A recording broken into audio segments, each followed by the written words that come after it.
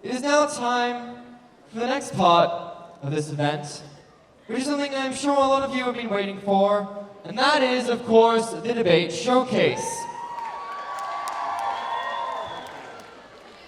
In the debate showcase, we will have two teams of debaters who have been nominated for their excellent performance in debate yesterday, so that you get to witness a new debate on a new topic, and afterwards, there will be a debate forum in which you, the audience, will have the chance to contribute your own thoughts and ideas on the motion. Yes, scholars, and the format of the debate showcase will be the same as it was at your regional rounds, as Timothy has just explained. But the difference here at the global rounds is that these two teams of 4 scholars each will not just be from different schools and different teams, but from different countries. We will be having nearly all of our countries represented here at the Durban Mini Global Round, represented in the debate showcase, whether up here on the stage or in the panel in the front row. And we do ask scholars, as we call up the debate showcase participants in a moment, can you please give them support? But scholars, a quick question. How many of you are excited about potentially seeing your name up here on the screen? Who is nervous to see their name on screen? Who will run out the doors in the back if their name appears on screen? So scholars, you do like exercise, but only when it's avoiding something you don't want to do. I mean, same, but... Well, we may or may not have a debate showcase then, depending on if people run out the doors. But let's find out who will be joining us or not joining us on stage, beginning with the affirmative team. Hopefully. It will be the affirmative team. The rules we already went over. Affirmative team. And our first affirmative team member, and scholars, if your name is called up and appears up here, please do come join us as soon as we get a picture of the slides that will be on screen. We have great memories in the World Scholars Cup. All right, our first affirmative team member, joining us from the United Arab Emirates from Dubai International Academy, it is Sinan Patanan.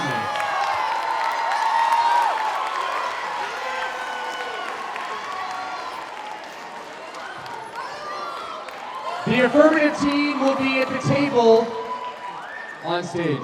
And joining Sinan, we have our second speaker for the affirmative team, coming all the way from Botswana, from the Al Nur School. It is Akaya Marang Mohammed!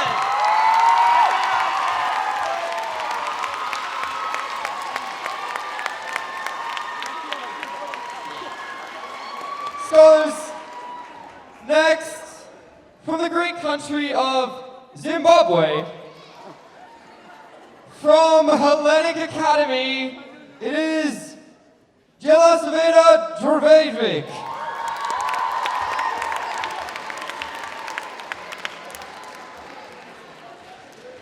And rounding out our affirmative team, we have a scholar who comes from the country that hosted the first global round 3 months ago. From China, from Dulwich International High School, Suzhou, Alex Zhou. And scholars, as our final affirmative team members come to the stage, can we give it up for our affirmative team?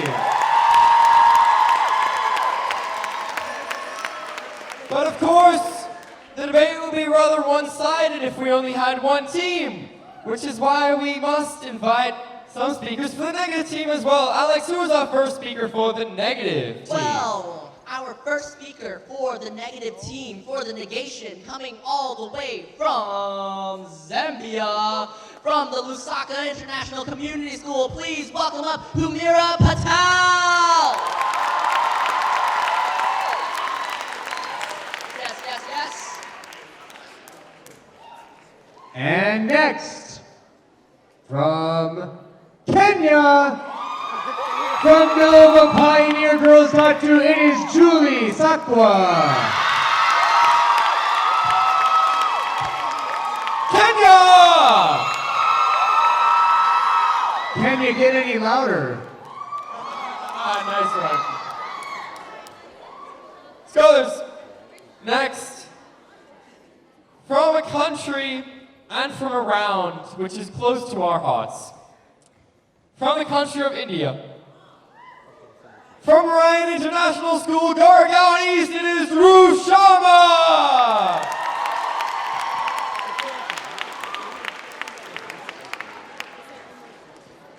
And rounding out the negative team on the negation, that fourth speaker all the way from South Africa, Bishop Babin School, please welcome up Dominic Grobler!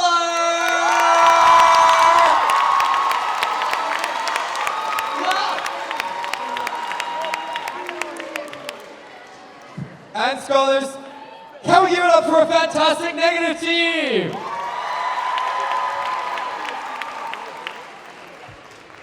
Yes, it will be 4 against 1. Hopefully not. But scholars, we have an affirmative team and a negative team. But, otherwise, if we have no one to decide the outcome of the debate, we're just going to debate and debate forever on who won. So we need someone to decide.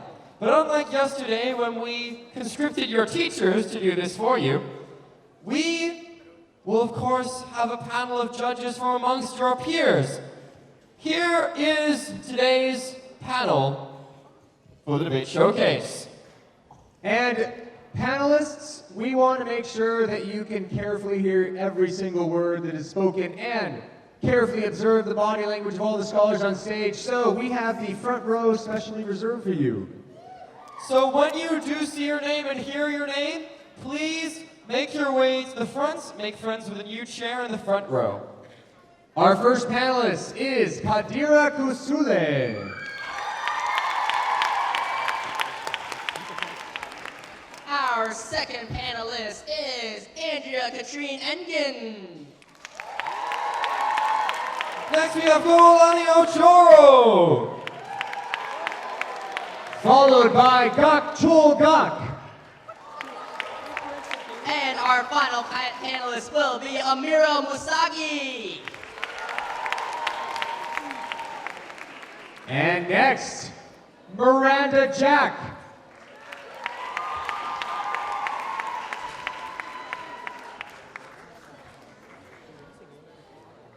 Sheila Kahabi Kikawanangala. And Joseph Pascal Fanor. Please don't break the chair as you come on stage. And our final panelist is Bernice Mendez. All right, so scholars, we have an affirmative team. We have half of a negative team. And we have no panel yet. We have one panelist. We are sort of ready for this debate. Any other negative team members on their way up?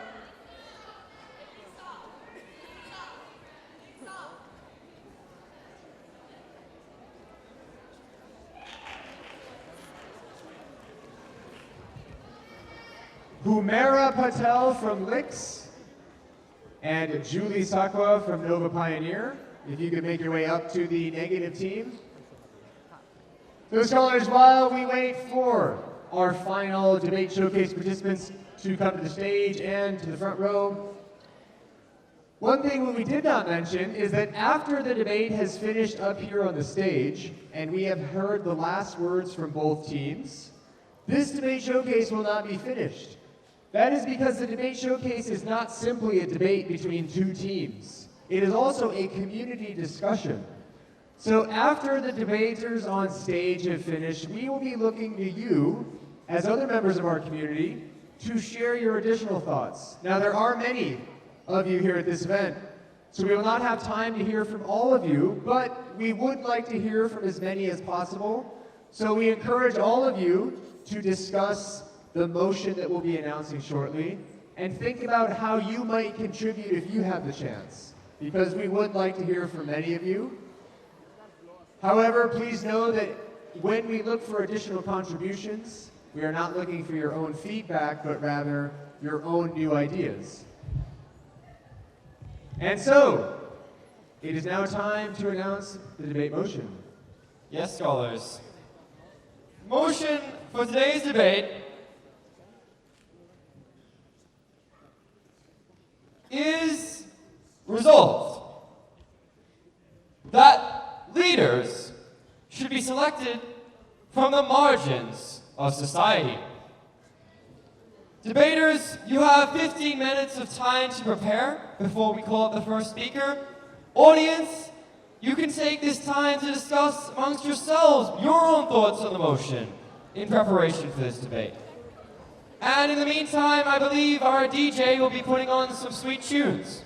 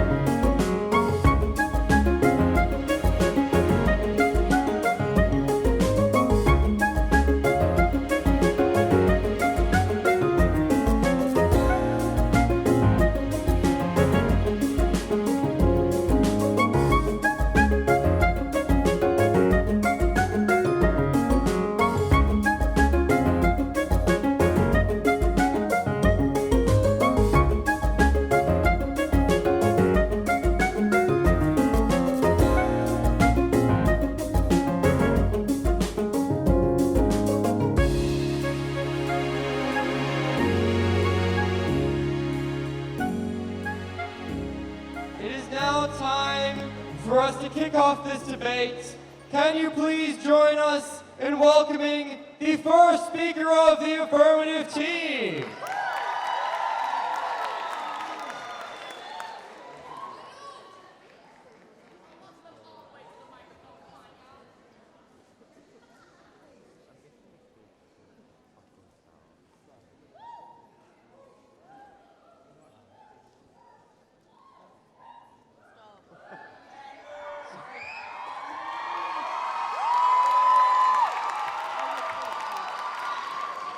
Good afternoon, fellow scholars.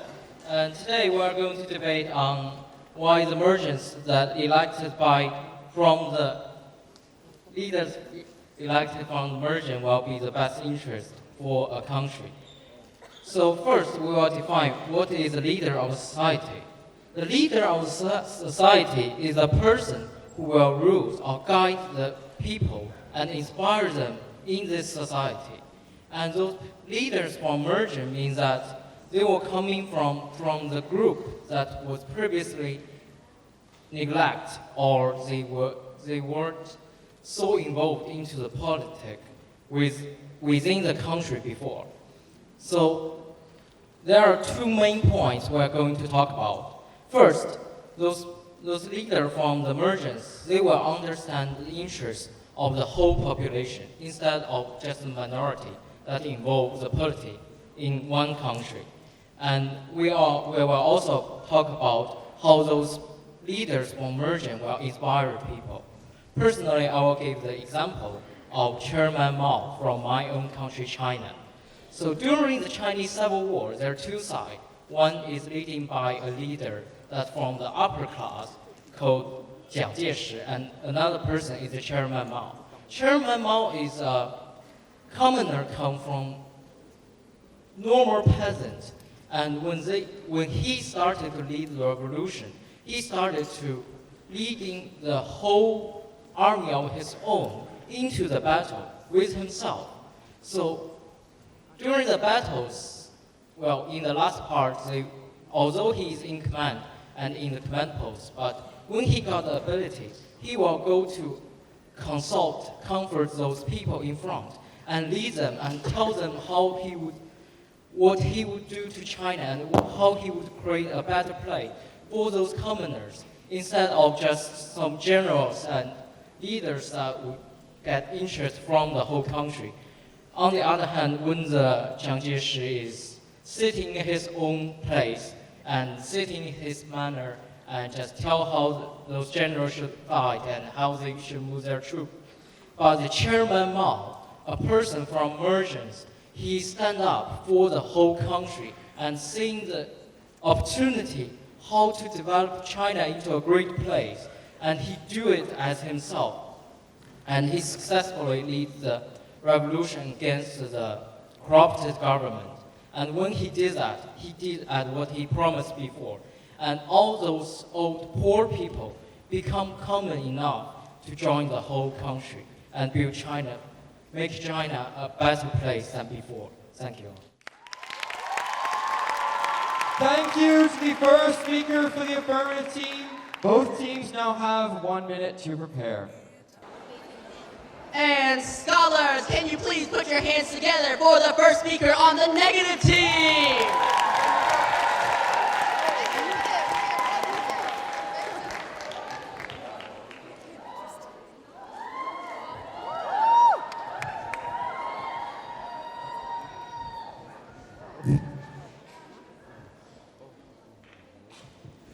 Hi. Okay, it works. Hello, I am Andrea, and I am the first speaker for the negative team. And we are going to be arguing the motion, should leaders be chosen by the marginalized? And first of all, I would like to start by defining the word should. Should is used to indicate obligation. This means that someone absolutely needs to be chosen, in this case, by the marginalized. Another thing I'd like to actually impart on is margin, which means the edge of water or something.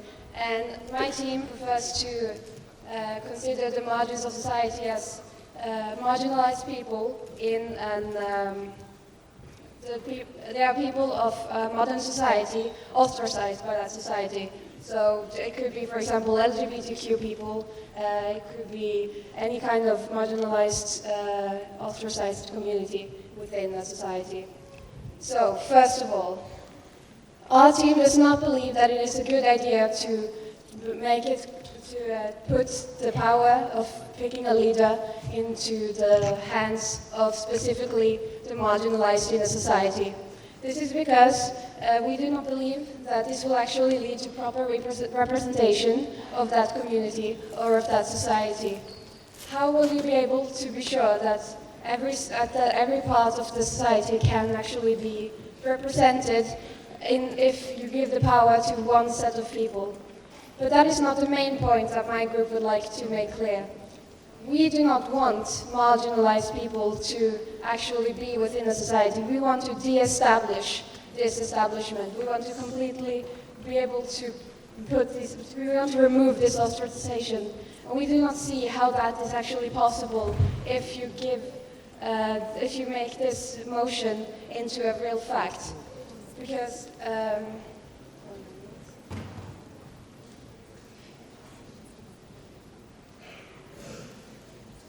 first of all, to continue, in order to de-establish the margins of society, you cannot use something such as one should in every case be chosen, a leader should in every case be chosen by these margins. In order for this to be a real fact, you absolutely need, in this case, to have a margins in this place of the society.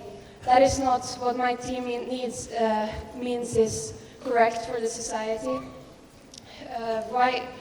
We would like to make clear that we do not believe that there should be any ostracized past of any community, and if this thing comes to a fact, then that will actually be detrimental to the health of the individuals, both in the marginalized part of the society and in the general population. And as such, we do not believe that this is a good idea in any way, shape, or form, and we hope that the rest of you will agree with us. Thank you very much. Thank you to our first speaker on the negative team. Now, debaters, you have 1 minute of prep time starting now.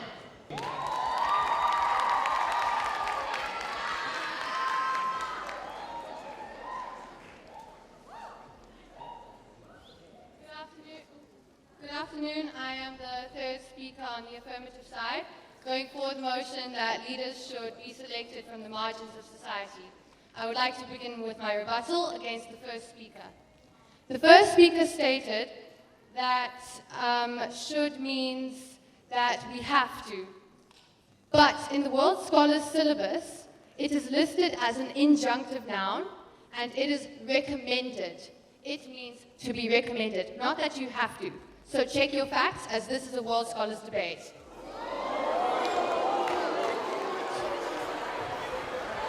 And even if you do want to play by that definition, fine, I accept. Marginalized people are still people. They are human beings. This means that there is a million people to choose from. Even if we should, there's always that one person we can count on. They are human beings, and there always is someone.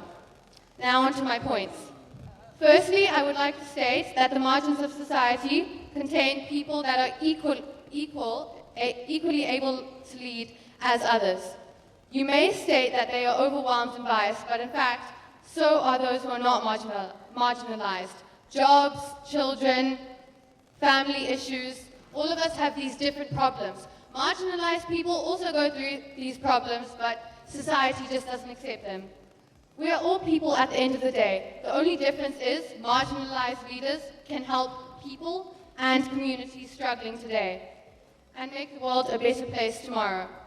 They are emerging from the cracks, and they know what it's like, what the real situation is. For example, Obama. He didn't grow up with proper health care. His mother died right in front of his eyes, and he couldn't do anything. He was marginalized, and he didn't have that access. But when Obama became president, he knew what he was dealing with. He came from those marginalized societies, and he knew what to do. So then he helped healthcare, and from being 90% of people not having access to it, it skyrocketed, and so many people got saved, their lives got saved, and he managed to help these marginalized societies. These people understand some of the world's problems, and they can help us. For example, in World Scholars, in our syllabus, the poem, Those Who Do Not Dance. It explains how people don't have the ability to do something, but a leader shows them how to do it in a different way, and they succeed. I think we should do this with these marginalized leaders. We can advance our world and make it even more open-minded. These marginalized leaders know our problems and want to fix them. We must allow them to help us, because these things are the base, the foundation, the things that hold up our house. Just like I mentioned how Obama fixed healthcare in the States. The affirmative side supports this and wants to give a voice to the marginalized. Thank you.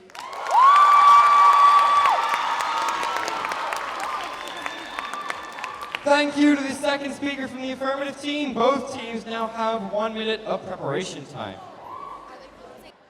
And scholars, please give it up for our second speaker on the negative team.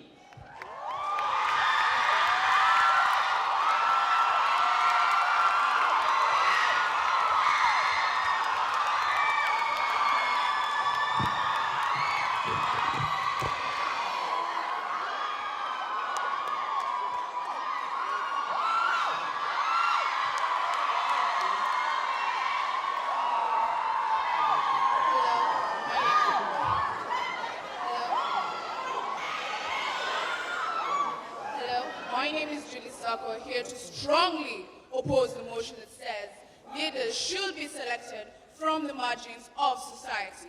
So the affirmative said that they use the World Scholars definition for should, but we prefer to use the Oxford definition of should. So when we say that leaders should be selected from the margins, yes, it's okay, but we say all, from both the margins and from the unmargins, like the inner part of society. Because this will bring about inclusion, means that we can get from all kinds of points of view, in that we can get from the people from the margins and those that are not marginalized in society. It also brings, if we just pick people from the margins of society, don't you think it'll switch the roles up? Because now they'll stop being marginalized, and now the other people will be marginalized. It will bring in favorism of the people who are marginalized. I can give you an example from my country. We had a president called Moi. He was a Kalenjin. It was a smaller tribe in the whole of Kenya. And he put people who are Kalenjin in the government so that he can be able to raise his people. But what about the rest of Kenya? What about everyone else? We want inclusion. I would like to give an example of a book that was written by Serena Cosgrove, Leadership from the Margins. It talks about how women should come and stand up to be leaders. I agree, women should be leaders, but are we going to forget about the men? Are they not going to be leaders today? We should have both women and men. No matter who you are, everyone should be included in leadership.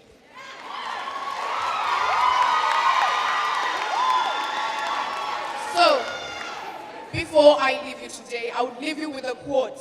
Leadership is not a position or a title, it's an action and an example. Thank you.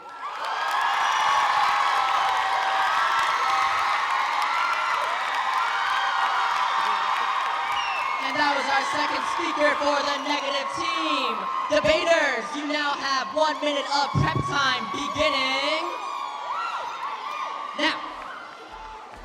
All right, scholars, please join me in welcoming the third speaker from the affirmative team.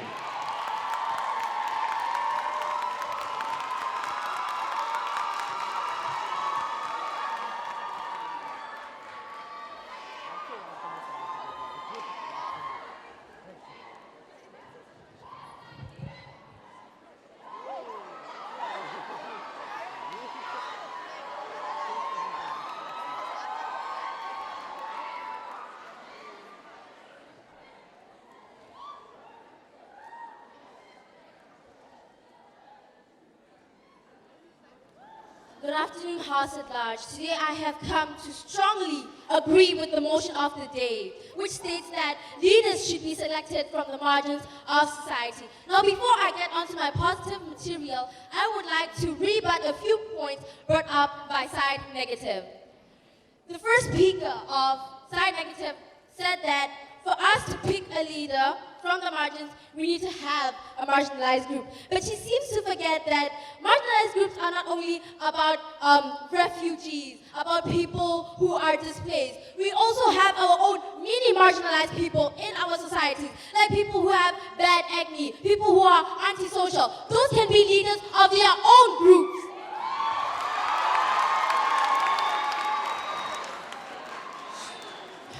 She also mentioned that we should choose from both sides, from both marginalized group and unmarginalized group, which I agree is not a bad idea.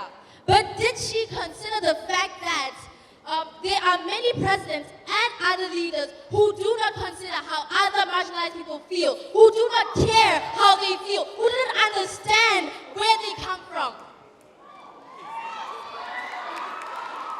Now on to my main material. First of all, people always say, I understand. When you're going through a financial crisis, I understand. When you're going through depression, I understand. When you're failing at school, I understand. But do they really understand? Did they go through that?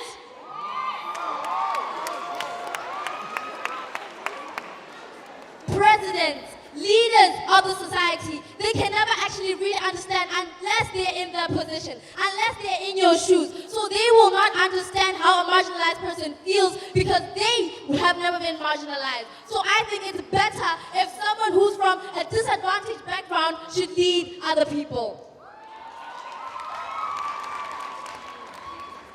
Now I'll give you an example. There's a book called Dandelions. It's basically about how we shut deaf people away from our normal society. We pluck them out, just like we pluck out roses, the petals of a rose. We leave them out of society, but we don't understand that they actually have a deficiency.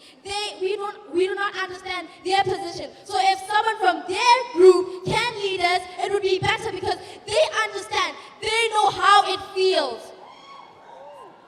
They can also be inspirational to other marginalized people. They can tell them that you can be better. You do not always have to be at the receiving side. You do not always have to be at the disadvantaged side. And this is why I think that leaders should be from people who are disadvantaged, people who are marginalized, because they know what it feels like. Thank you.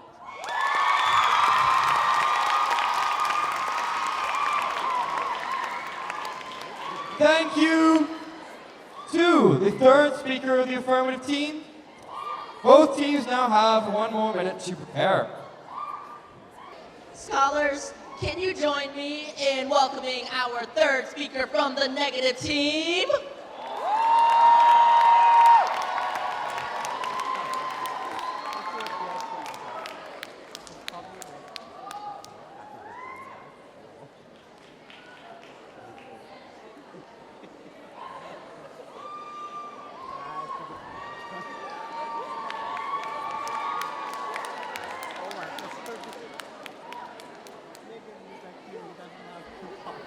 Good morning, everyone. So I'm Sharma from the negative team, and I'm here to speak against the motion that leaders should be selected from the margins of society. Now, leadership exactly is not about doing what you feel. It's not about favoring a specific group of people. It's about doing what the majority of the people want. And that's what democracy and leadership is all about. And if you look at the marginalized people from their point of view, yes, they might feel bad that they're being they're not being favored by a leader. But if there's a leader that came from the marginalized people, maybe that leader will favor only that specific group of society, and that will create more marginalized groups, and that will lead to even more racism and discrimination and just social segregation. And that's it, I guess. So, thank you.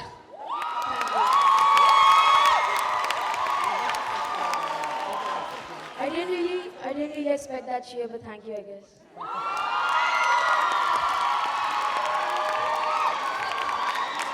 And debaters, you will now have 1 minute of prep time beginning right now.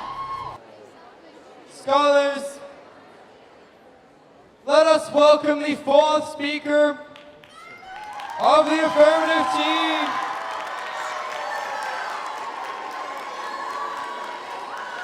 To present their case.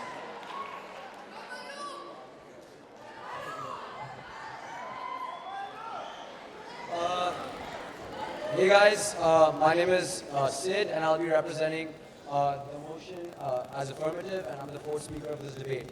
So let me just give you a brief history of society. So, society, sexism, racism, ableism. This is what's happening right now. Are you tired, scholars? Because I'm tired. People sitting on the opposite right here are showing to us that they're happy to sit by and let things roll by us as marginalization continues to take society as a whole and rip them into pieces. Now, I'd like to start by giving a few rebuttals. So the first speaker said that marginalized people can't fully represent the population. But then I ask, well, who can? So we've seen Trump, we've seen George Bush, and we've seen all leaders, mainly in America, just not representing anyone, not even the majority. So this is a perfect example of how it doesn't work. And I don't think it's hard to imagine the life of the highbrow. You know, I mean, it's like you have treated with respect all the time, with everything handed to you in a silver spoon. I mean, if they really can't understand what's going on, why are all the famous leaders marginalized? Luther King, Obama, these are the first leaders that come to our mind.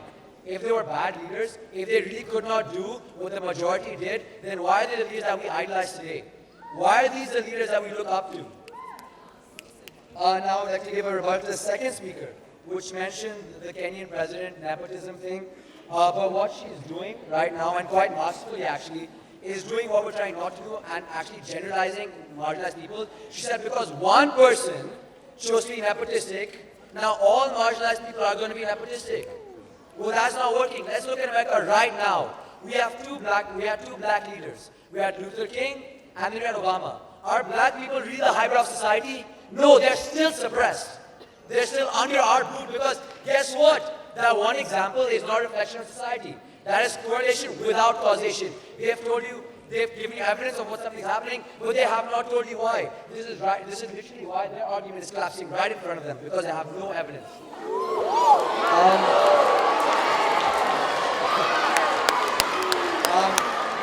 I'm kind of running out of time, guys, so the third speaker talked about how democracy chooses for the right person to be chosen because of the majority. But then I ask, why did the first black president have to force himself into leadership? He was not voted. He had to put himself up there. He had to start with protests and then later speeches. He was not chosen at all. He had to put himself up there. Now if I ask, that if you say that majority choose the right candidate, why was the first black leader and the person that laid the stone for human rights in racism, how did he force himself into power? Why was he not voted? So now I'd like to conclude by saying we've seen what the torn pieces of society look like. We can either look past and learn from our mistakes, or we could keep blindly repeating the same mistake like a broken gramophone. Thank you so much for listening. And I know that if you have any brains, you would know that theme of this debate.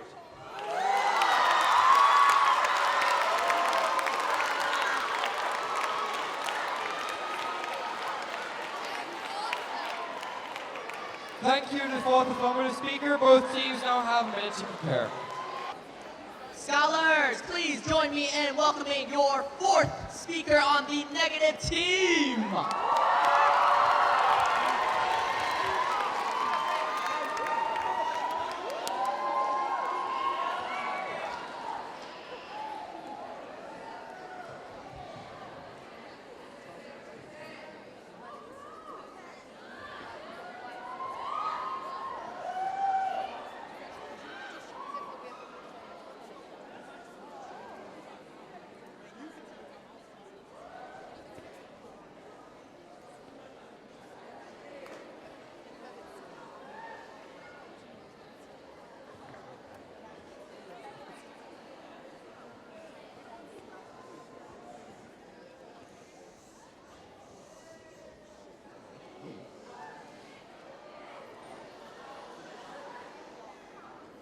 Good afternoon, ladies and gentlemen. My name is Dominic Robler, and I am the fourth and final speaker for Side Negative, which disagrees with the notion that leaders should be selected from the margins of society. As formerly mentioned, as Side Negative, we would like to be using the Oxford definition of should, which means an obligation. Now, the first speaker from Side Affirmative spoke about how leaders from the marginalized will inspire people. Now, I would like to ask you as a people, do you need to be marginalized in order to inspire someone? Should the acts of your daily lives not be able and not be allowed to inspire anyone around you? Will you need to inspire 6,000 people to make a difference when you die? Or if you just change one person's life, if you just inspire one person to do something better in their life, have you not inspired them to change? The second speaker for Team Affirmative has also stated that marginalized people are human beings. We don't disagree with that. We are all human beings, whether you come from the wealthiest, most able-bodied family, or whether you live on the side of the street, you are a human being. We do not disprove that. And we are not saying that because you are from a marginalized background, you are not able to lead us. What we are saying is include everyone. The second speaker uses the example of Obama, which links to the third speaker, and the fourth speaker actually who used Obama. But on to the third speaker. The third speaker mentioned how current presidents who are not selected from marginalized societies are not able to give full representation to those from marginalized societies. However, please tell me, in politics, in any form of leadership position, where one person can satisfy everyone, no matter where they are from. The third speaker from Side Affirmative also spoke about how people say, I understand, and I quote, but do they really understand? And they have never been marginalized. What position are you in to say what someone else has been through in their life?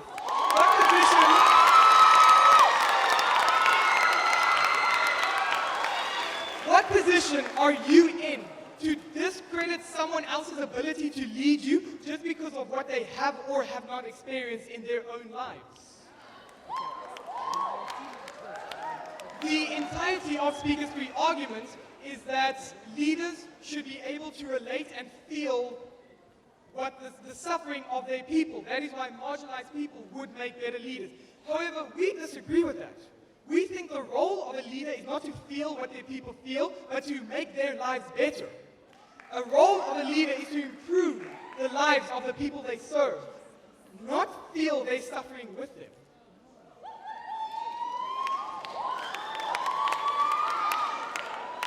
So, to conclude, Speaker 4, one key thing that Speaker 4 mentioned is how our second speaker was using an example of nepotism. However, nepotism relates to favoring family and close friends, not an entire society representation. So just make sure you use that correctly.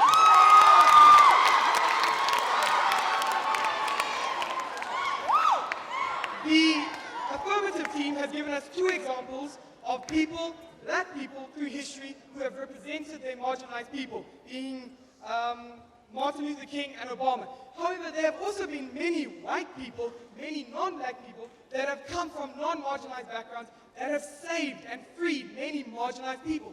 Abraham Lincoln, a white privileged man, abolished slavery. P.W. Botha, a white Afrikaans man, ended apartheid with the help of a marginalized man. So in conclusion, we as a negative team believe that by only including marginalized people, you are therefore marginalizing whoever you do not include. We are not against marginalized people being included in leadership roles.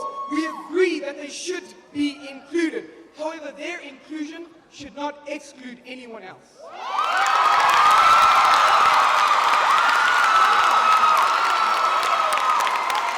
Thank you to the fourth speaker of the negative team. And thank you to both teams for what has been a fantastic debate. Scholars, it is now time for us to take our panelists out to the very secret location known as immediately outside of this room, where they will be making their adjudication decision. In the meantime, we will be having the debate forum. So if we have our mic runners, they will be coming out in a moment, and you will be able to, I believe, raise your hand. They will come to you, and what I would ask is if they do come to you with the microphone, when they give it to you, you can say your name, where you're from, and then a short comment or idea, not a question to the panelists, but if you share a short idea about the motion that is being discussed, this is a chance for you to give your own thoughts and opinions, but it is a chance for you to give your thoughts and opinions on the ideas, not on the people who are presenting those ideas. So this is not a chance for you to say, oh, I like the affirmative team or I like the negative team. The adjudication is for the panelists. Right now, what we want to do is hear from you, what you have to say about this topic. So I believe our mic runners are Logan over here. And do we have someone else, Logan? Okay, so if you would like to share a brief comment, and please do try and keep it under 30 seconds or I may start to interrupt you so that we can have contributions from lots of people. Please simply raise your hand and we will try and come to you with the microphone. My name is Arya Nair from Emirates International School, Jumeirah, Dubai, and I'm speaking for opposition. And the reason is because I don't think team opposition realizes the extent of marginalization. Marginalization is to be treated differently or insignificantly by Oxford Dictionary. Dictionaries, yeah. So wouldn't oppressors be of the margins? Think about it. If someone came up to you and oppressed you for your culture, your standings, wouldn't you treat them differently or as though their words are insignificant? So they would be marginalized and therefore of the margins. So just because they're of the margins, and if they become leaders, they will oppress every other margin. Yeah. Okay, thank you for that contribution. Please raise your hand if you have something you would like to share. Teachers, coaches, you can also feel free to be included in that.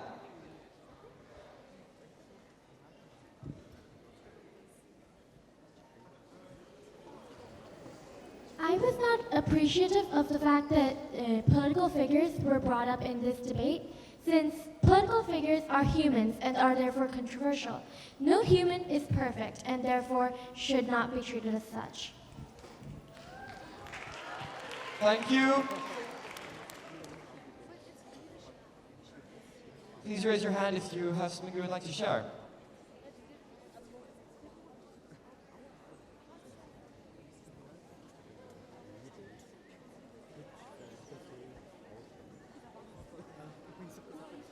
Wait, is this the market? Okay. Excuse me, my voice is gone. Scholars, if we could be respectful and just listen quietly so that everyone can hear what everyone has to say. I'm Okwanda from Queen's College, Shinkomi, UK School. There's a saying that every successful man knows that they can learn something from everybody. The reason why I say this is because I disagree with the fact that marginalized people should actually be the prime of choosing leaders, because you understand that you can learn something from every walk of life and from every sector of society. So now you have to understand that from marginalized people, there is something about that comes with a disadvantage. Sometimes some marginalized people, their marginalization is in their mentality. So they can never necessarily lead in a positive way that non-marginalized people can. But when it comes to certain things that non-marginalized people cannot do, marginalized people can help in a hugely impactful way. So that's why I believe that there has to be more inclusion and more support from both sides of society. Thank you. Thank you for sharing that contribution.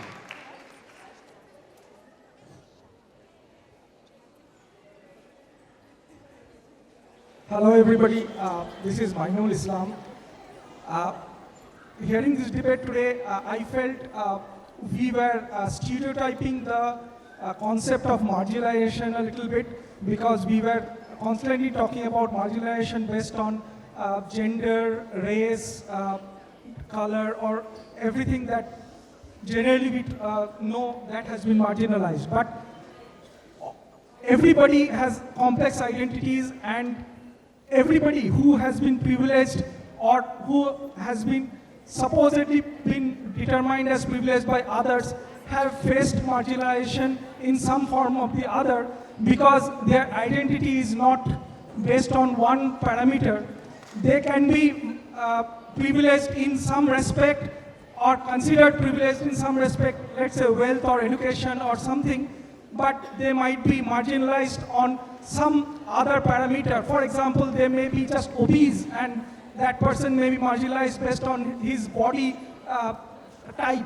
So it's just a concept, and any kind of marginalization we have to just work against, and not just the stereotypes of gender, race, and color, or the general prototypes.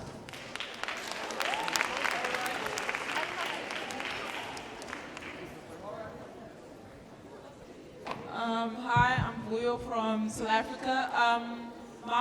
Just my one comment about the motion is that I think that the term marginalized should be chosen from the marginalized society. I think it becomes very complex because at what point, how do we decide what we define as marginalized? And I think when choosing leaders from the marginalized, that's where it gets complicated because it's like whose story means the most or whose story hurt the most, so who gets the power. So I guess it becomes complicated in defining marginalized. Thank you for that contribution. I'm afraid it will have to be the final as our panelists are now ready to give the adjudication. But scholars, just because the forum is over does not mean you have to stop discussing the ideas. At the World Scholars Cup, the whole idea is that we want to give you these things to think about for long after you leave these round and you go back to your homes. But with that said, scholars, can we give a hand of applause for our panelists of judges?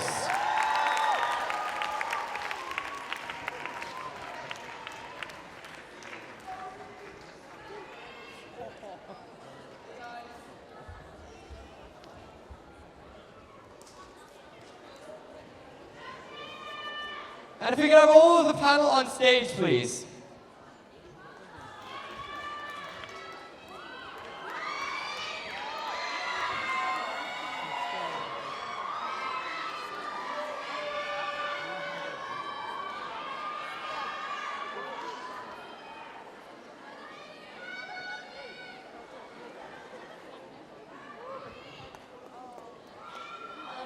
First, I'd like to say congratulations to both teams because you both did amazing.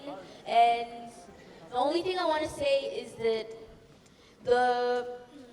from the negative team first, from the negative team, the third speaker,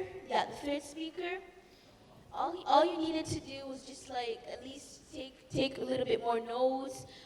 Teamwork would really help. Also, a bit more confidence. And from the affirmative team, the first speaker, he really needed a lot more confidence and more hand gestures, eye contact with the audience, and other than that, they all did really good.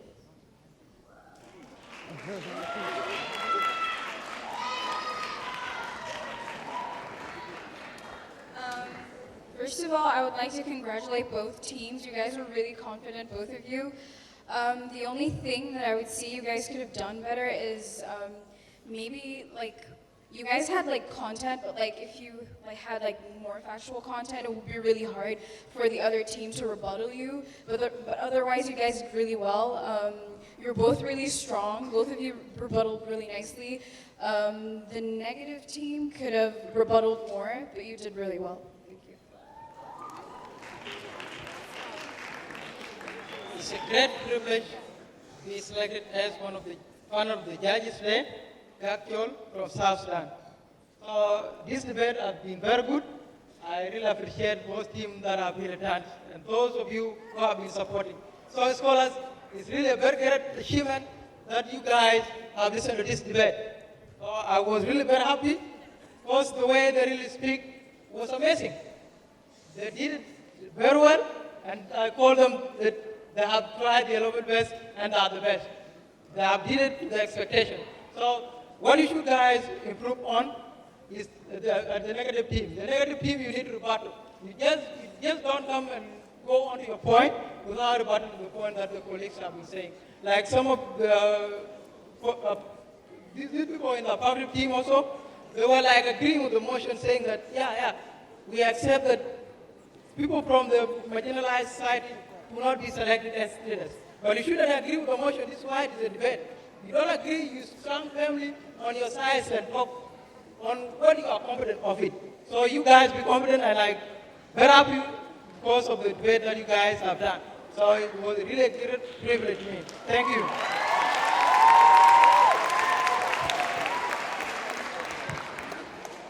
This was a really good debate and very difficult to judge. Both teams were incredible, and we hope that both teams learn from their mistakes here today and improve in the future. And even though we wish that both teams could win, only one team could win. And unfortunately today, the team that did not win, apologies, the team that did win was the affirmative team. Scholars, can we give it up to both teams for a fantastic debate and a fantastic debate showcase here in Durban. And thank you so much to our panel of judges.